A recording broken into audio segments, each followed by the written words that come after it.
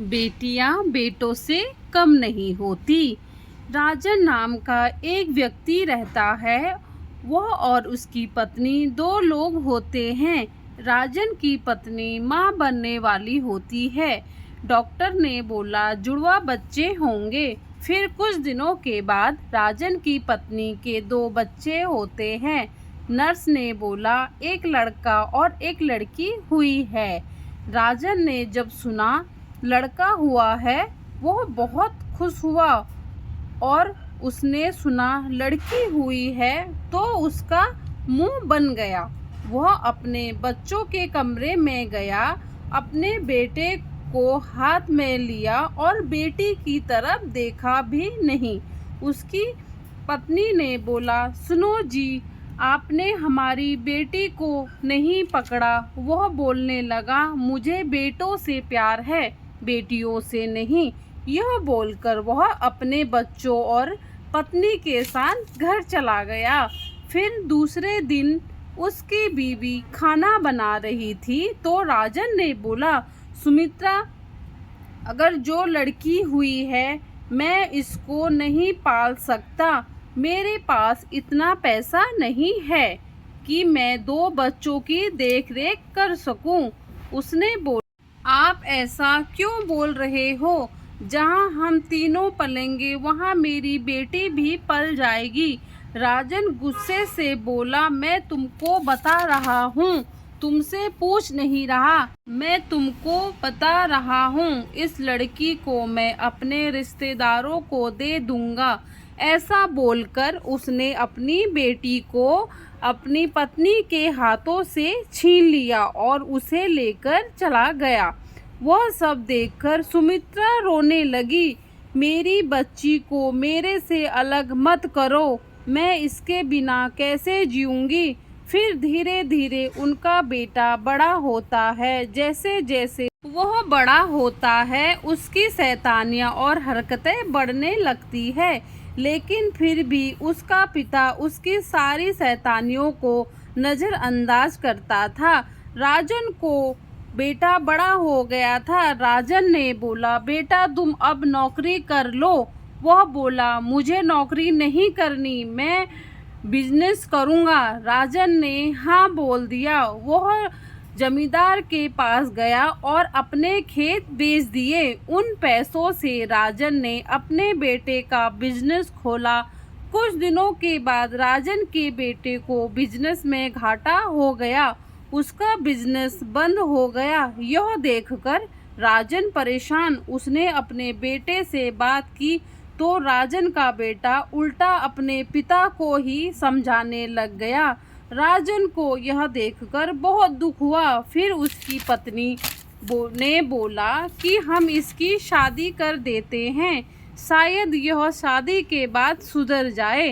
राजन ने उसकी शादी कर दी। शादी के कुछ दिनों के बाद उसकी बीवी भी उसी की तरह ही थी। राजन छोटी मोटी नौकरी मिल गई। उसकी बीवी अपने सास ससुर को दिन भर परेशान करती। जैसे वह राजन का बेटा ऑफिस से घर आता वह अपने पति को बोलती सुनते हो जी, तुम्हारे माँ बाप दिन भर रोटियां तोड़ते हैं, इनका कुछ करो, तुम कब तक मेहनत करोगे? राजन का बेटा बोला तुम ठीक बोल रही हो, मैं कब तक इनको बोझ उठाऊंगा।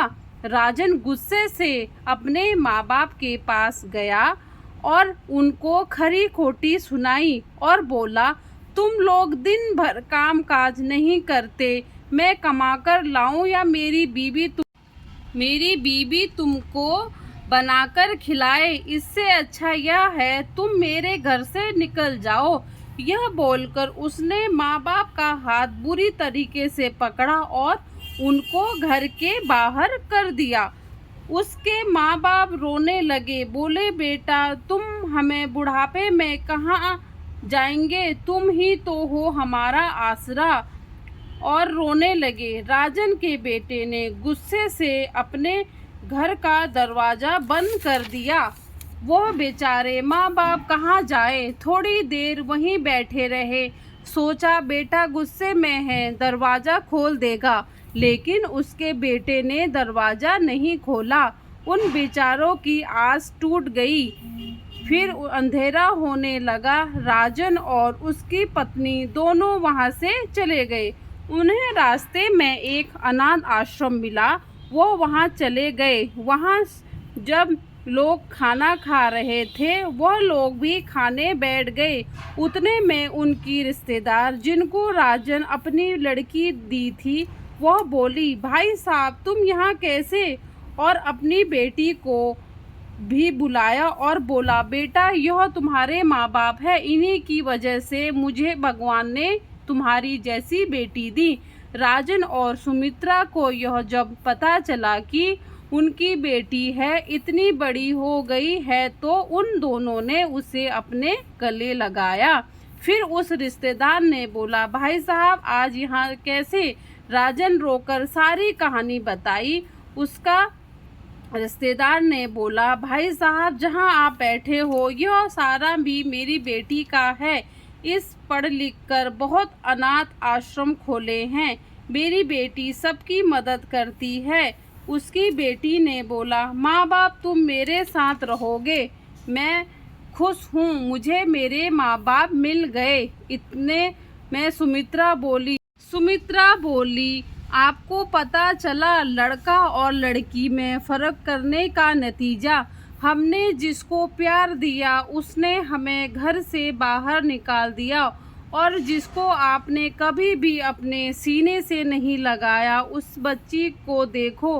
राजन फूट फूट कर रोने लगा और अपनी बेटी से माफ़ी मांगी। इसीलिए बोलते हैं लड़का और लड़की में भेदभाव नहीं करना चाहिए। लड़कियां लड़कों से कम नहीं होती।